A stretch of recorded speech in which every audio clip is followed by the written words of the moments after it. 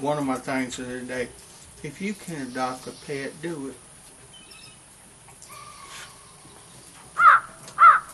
Oh, I'm gonna tell you what.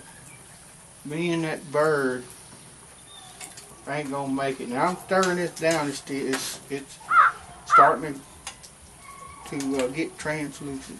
Which is,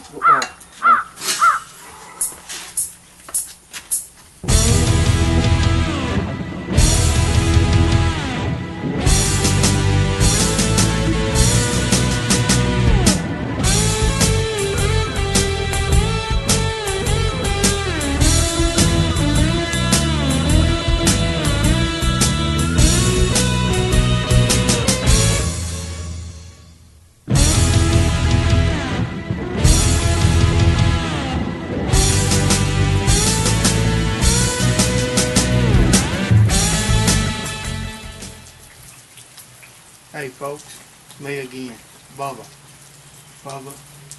Survivorman.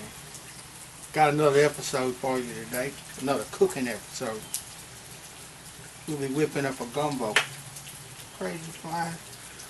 We'll be whipping up a gumbo, and this is what I call a survival gumbo because you cook everything that you can get, make gumbo out of. Now, what I'm going to show you, you can, you know, if you just want to make a seafood gumbo, if you got a lot of money like my neighbors over there, you can make a seafood gumbo with just like shrimp and good stuff like that. But I'm going to have a little bit of everything in it. Everything I could dig up, scrounge up, catch, shoot, track down. Now, it's raining a little bit. It's in the fall of the year. So, if the sound don't get right for you, you got to blame somebody else. But I'd be careful how you know, who you blame. Anyway, start off with, we got to make our roux, the most important thing of the gumbo. Got me a little bit of flour here. Remember what I told you before. When you make a roux, you use 1 part oil and 1 part flour. So we're going to start putting in the flour. We're going to make this real quick and dandy for you because I know you ain't got a lot of time to sit at your computer. There we go. Just a little bit hot. Don't get too hot because you don't want to burn your flour. Remember what I told you about that. If you get them little black spots in there, it's all over your cap. So I'm going to ease down on the heat a little bit right there, you know. Like that a little bit. And we're just going to slowly stir it around. This is what's good about country living, real easy and slow. Some people used to sit on the back porch, sip tea. Some of them mint juleps, but we just don't get, I don't want to get nobody in trouble, you know, in case somebody, the pastor's watching or something. They'll get excommunicated. But anyway, we're going to stir this baby till she gets a real good color. I like a dark roux. Dark roux gumbo is my favorite. We're just going to keep stirring her around. Come over here, camera folks, and look how it's looking again.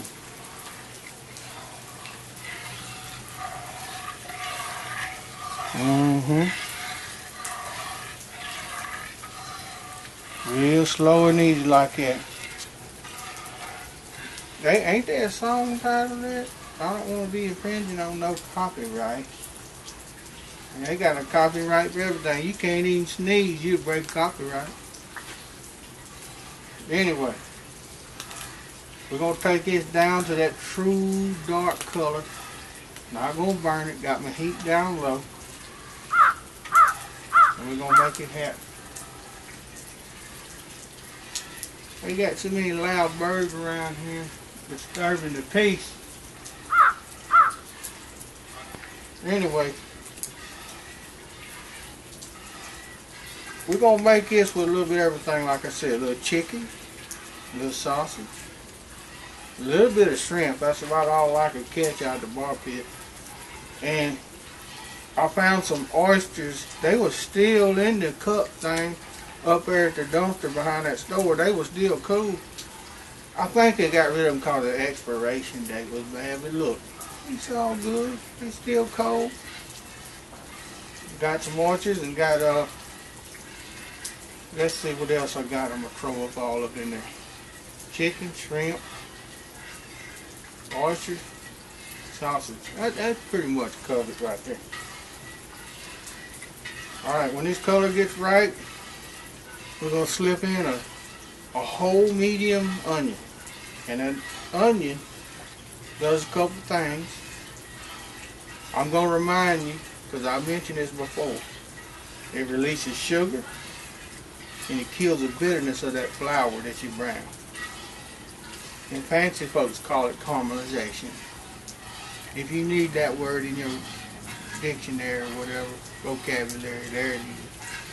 But here we go. We're gonna take that and then we're gonna add our vegetables, which is a half bell pepper chopped, about 4 whole green onions chopped, 2 ribs of celery chopped, and about 2 tablespoons of minced garlic. That's our vegetable.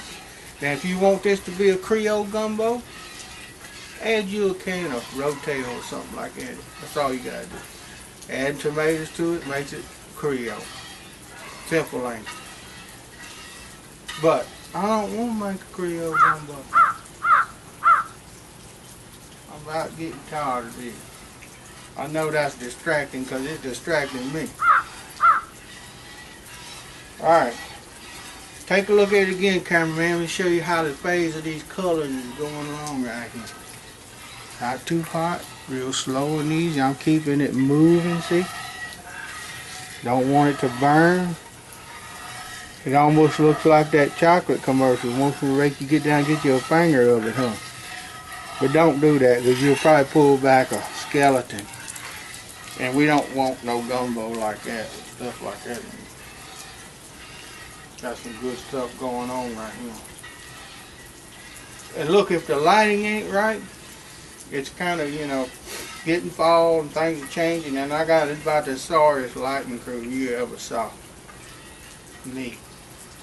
My lighting guy quit today. He said he had a better job.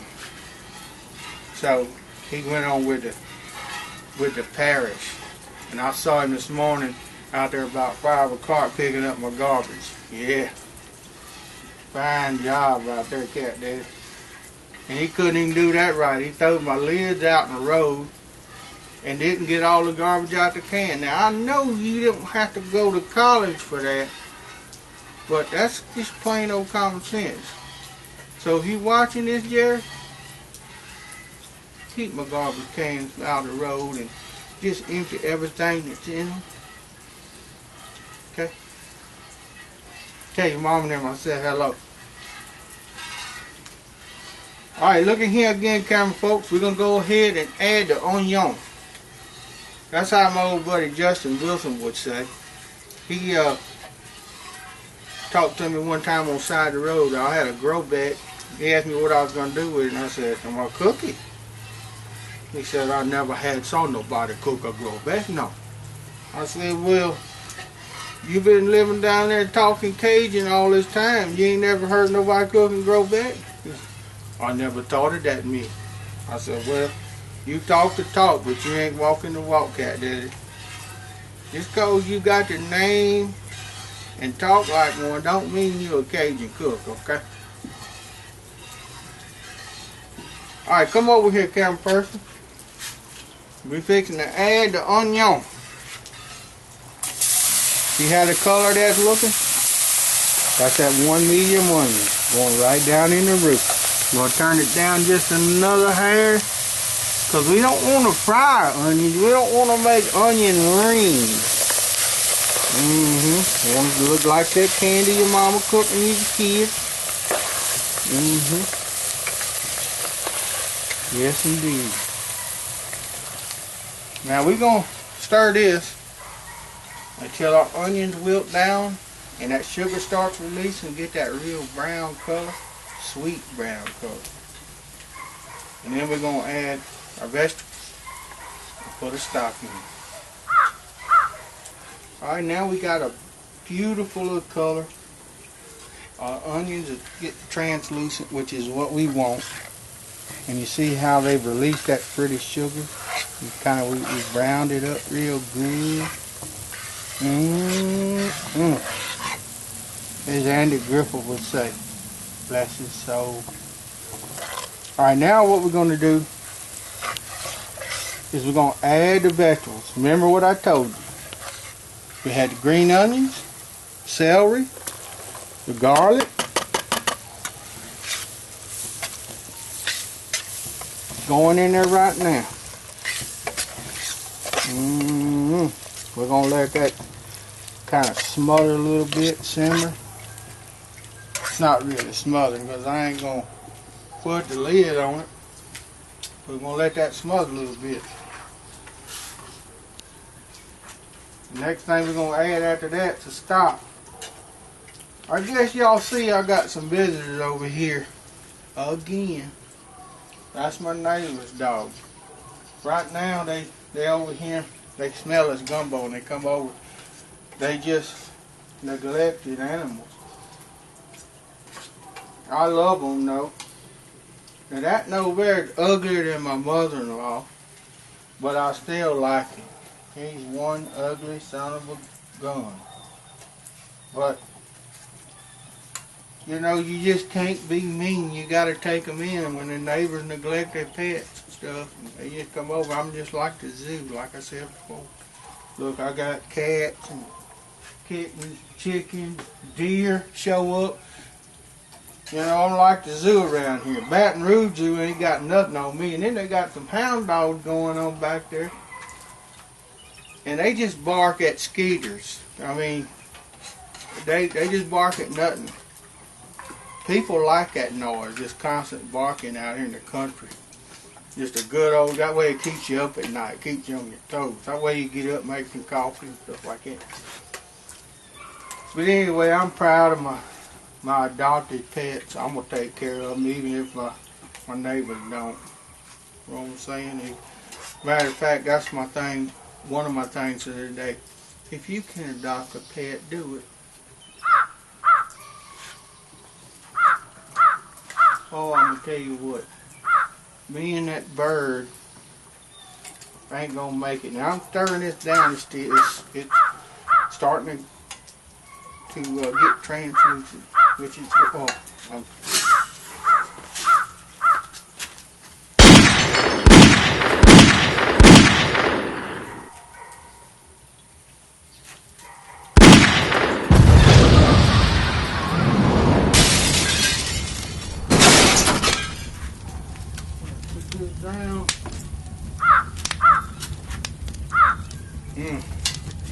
Let's get back to the gumbo, people. So we got the vegetables in there right now, and I'm fixing to add the stock. Now the way I made the stock is I peeled them few shrimp I had. I took them chicken bones from the deboned the chicken quarters. It was leg quarters, and boiled it, and that's our stock. I also got a couple crabs in there, and these are crabs that I had previously cooked in one of them good old Cajun crab balls. That's your stock, and you can't beat a good old seafood stock.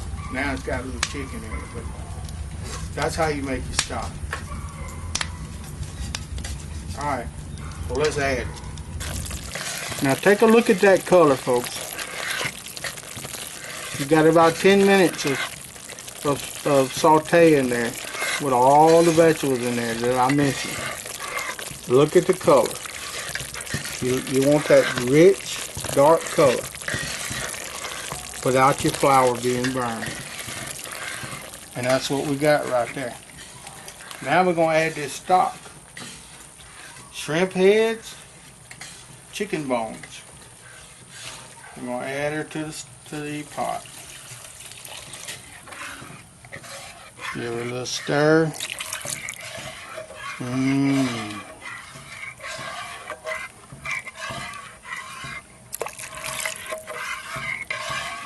Nice. That's my old buddy Henry back there. He want me to come talk to him. I know, dude. I ain't been over there. I'm gonna get back here in a little while. Alright, so we got our stock added. Alright, Henry.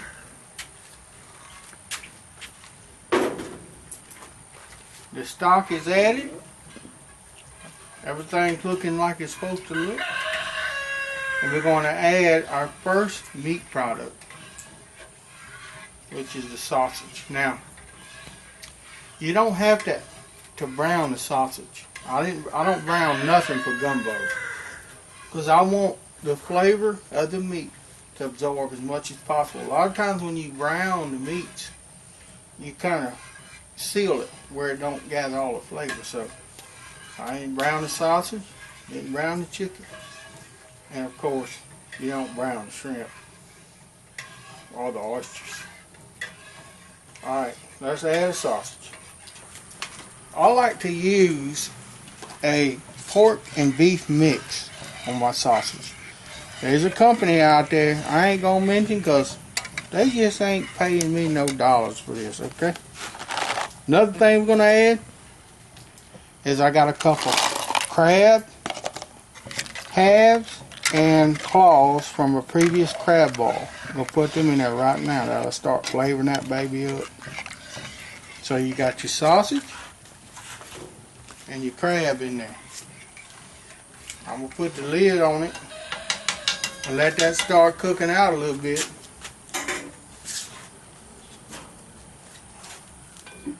So we can get ready to add other meat, which is gonna be the chicken next. With chicken, you gotta be careful because you can't overcook it. I like to use dark meat chicken. If you want to use white meat, that's fine.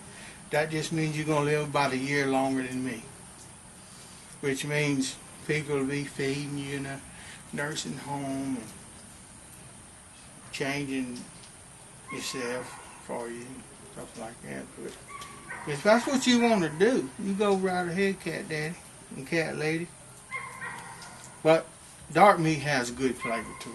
And so I use leg quarters, debone. That way I can use in the bone to make stock, see. That's the way the old people did it. We just went right back yonder in the backyard, got a chicken,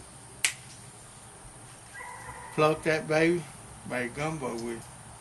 And that's what it is. It's survival. We're talking about survival here, not convenience, not luxury.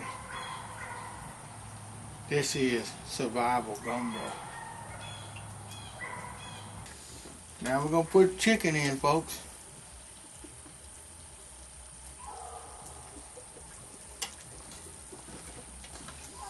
Anyway, I got some deboned chicken quarters there.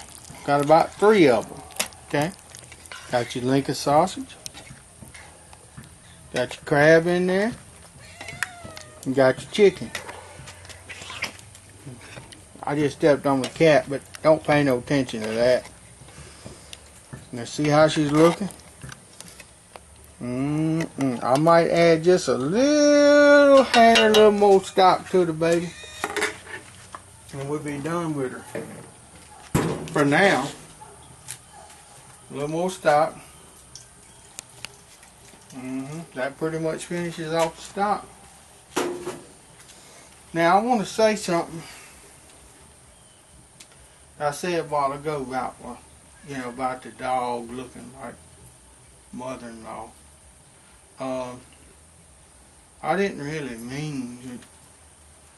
Well, if y'all just don't share this with nobody, especially my mother-in-law, because she might get upset. She's a battle axe. I'm gonna tell you right now. She comes over here at my place and she cracks a whip, makes me do all kind of stuff I don't need to be doing.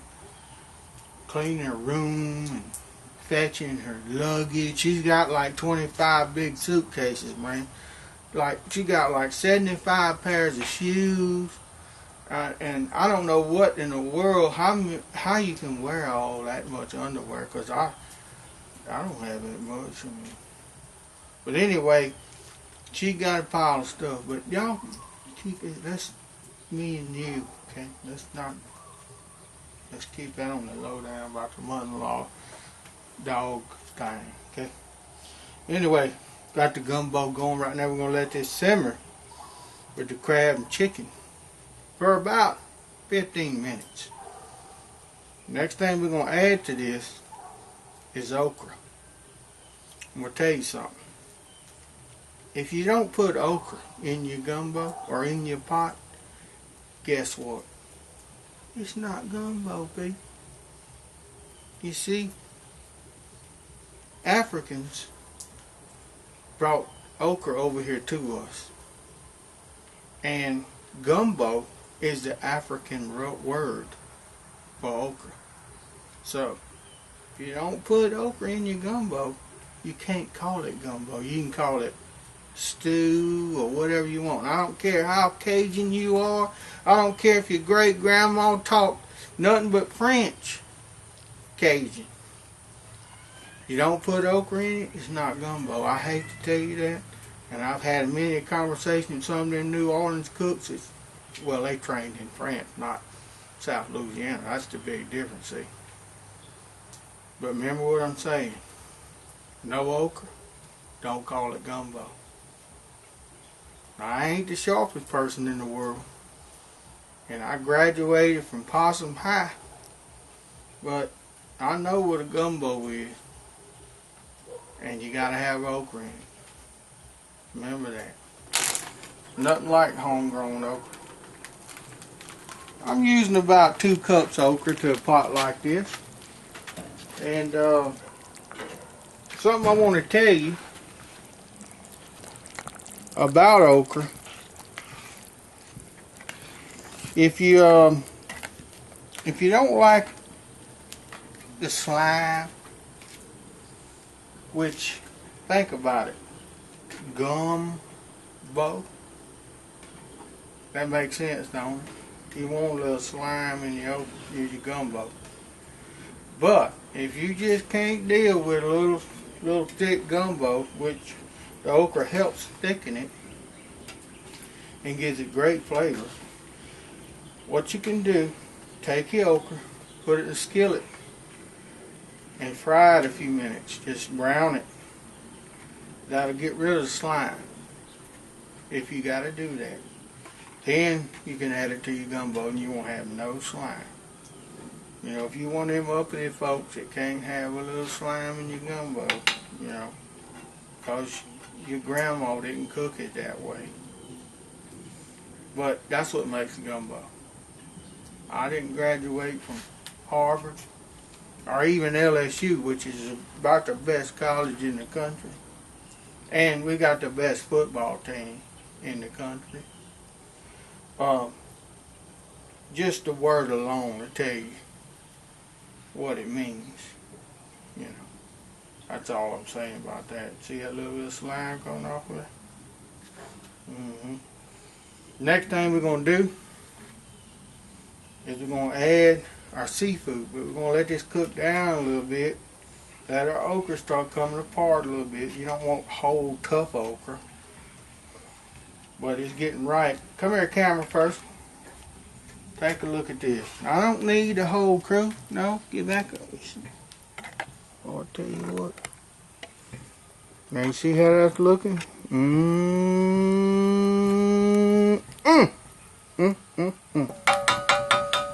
Yes, indeed. Now I want to add one more caveat to this whole thing that I didn't tell you about, and that is the seasoning I added to this. I'm going to get a little foot prop here, but write this down if you're making a recipe. I added salt. Now, I wait till the end to add salt. Salt tends to kind of lengthen the time it takes to cook something. Beans or whatever you cook. Wait a little later to add your salt. So I added a couple teaspoons of salt. I added my favorite deal, Old Bay. I added about a tablespoon of Old Bay, maybe a little more. Garlic powder. Big heaping tablespoon of garlic powder. And that is the garlic that's not the powder, but the kind of minced garlic. Then I added some of that powdered crawfish and crab oil that I've talked about before. About a teaspoon of that. If you got it in your area, add it. But don't add no more than that. Because you'll light up your mother-in-law, and I'm going to tell you what, next morning, you're going to pay for it. Because I have paid dearly. So, and I also add a little Italian seasoning, about a tablespoon. Italian seasoning just goes with everything, okay? And being I'm Italian, I'm going to put it in my seafood, in my Cajun dishes. I call it a Mediterranean mix, you know. But once I add the seafood, I'm going to let that slow cook. One of the things you got to do is skim the oil off. You got oil from your roux and your sausage, your pork, or whatever you put in there that makes oil, chicken. Skim that out of there. You don't want to feed people a bunch of grease. That wouldn't be slick. Well, maybe it'd be slick. I got a cat over here trying to climb everything. But you wouldn't want that, okay? So get your grease out of there, because that too will mess up you next morning, okay? You wouldn't have to have that old home remedy, that teaspoon of castor oil Mama used to giving you as a kid. Time to put the seafood in.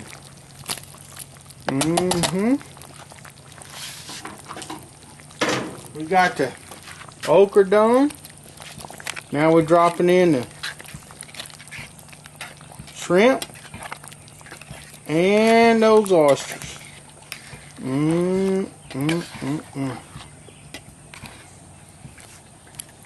Yes, indeed, folks. Now, what we're going to do is we're going to turn it down low, low, low. I'm also going to add something in here, a little treat for you. I got 4 boiled eggs. Now, these boiled eggs, you can do them several ways. You can do like my old mama did, or still does, I should say. Crack them open right in the pot. Or you can boil them and fork them. Well, you stick a fork in them all around them, and that helps get that little, you know, seasoning up in them, gumbo seasoning, all that wonderful stuff happening in the pot. Yes, indeed. We about there now. Only thing left to do, put the lid on this thing, let it simmer a little while. We got her cooked way down low. Way low. I ain't gonna dance for y'all because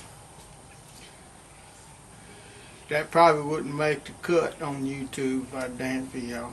But we'll put the lid on it. Let that simmer a little bit, and we're gonna come back and put that baby on some rice. Now, the way I'm doing the rice, there's several ways you can do this. I like to take the rice. A lot of people ask me, how do you get your rice so fluffy? Well, I take a little rice, put it in the pot, and wash it. Get all the starch out of it. Then I put water in it. And if you don't know how to cook rice, I'll cover that in another episode. But basically use 2 to 1 on rice. Hold up, bird. 2 to 1 on rice. 2 cups of water, 1 cup of rice. And you put the lid on it after you wash it. Once it's tender, take it out, put it in a rice strainer, and wash it again. Put it in the pot, stir it a little bit, let the water fall out of it, out of the strainer. You got fluffy rice. Now, if you like a lot of starch in your rice, real sticky, and it's real easy to cook. If you want sticky, I mean a rice cooker. A lot of people use them because, you know, they don't really, a lot of them don't know how to cook rice. That's why they use rice cookers. To be honest, straight up with you, it'll be sticky if you like all that starch. A lot of people say, well, that's where all the nutrients is. We ain't talking about nutrients, people. We talking about taste. Okay? It's got plenty of nutrients in it. Plenty. Okay? So, if you want some good fluffy rice with your gumbo, wash it before and after. That's just how you do it. I'm going to get the rice here in a few minutes. We're going to try this thing out. We got her done, basically. We're going to let her simmer a little bit. Ooh. Now it's time, folks. What we're going to do, we're going to sample this baby. Everything's done. If you notice, the chicken is all cooked, but it ain't falling apart. Our okra is cooked, but it ain't quite falling apart. I think what I'm going to do on this episode, being y'all probably think I'm like CNN or NBC or somebody like that, real biased, I'm going to let my producer taste it and let us tell us what it's about, because I don't want y'all to think I'm all telling y'all a lie or nothing, you know, making up something you believe. So, grab that bowl, producer. I want you to bring that over here. Come on up in here, gal. Come over right here and get you we'll get you a little bowl, a little taste of this. Got some of that rice in there we talked about. Let me get a little bit of this egg. Come over here, camera folks. Got a little bit of that egg. Got a little bit of sausage. Got a little bit of shrimp. Now, tell me how it tastes, Miss Producer. This is my producer, by the way, y'all, if you ain't met her, Miss Rhonda. Let's see how it goes. She got a little bit of everything there. Talk to me.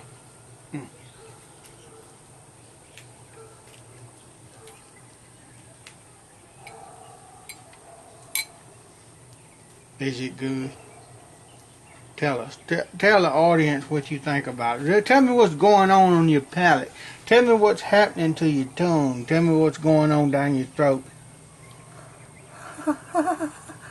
Is it that good? Well, it scared me a little bit, but as long as you like it, that's what matters, folks. Survival gumbo, people. Well, I hear something coming up the road there. We got a little situation over here we're going to take care of. I hope that you have learned something from Bubba Survivorman's Survival Gumbo. A little bit for everything. I want to tell you one thing today. Remember, when you wake up in the morning, give a little thanks to our troops, our soldiers, our Army, Navy, Marines, Air Force, National Guard, whoever. They're all out there for us, people. Remember them. Be thankful for them. If it wasn't for them, I wouldn't be able to sit right here and do this in the freedom of my home, in my backyard. If it wasn't for the American soldier, I thank you. Bubba Survivorman thanks you. Till next time, Bubba out.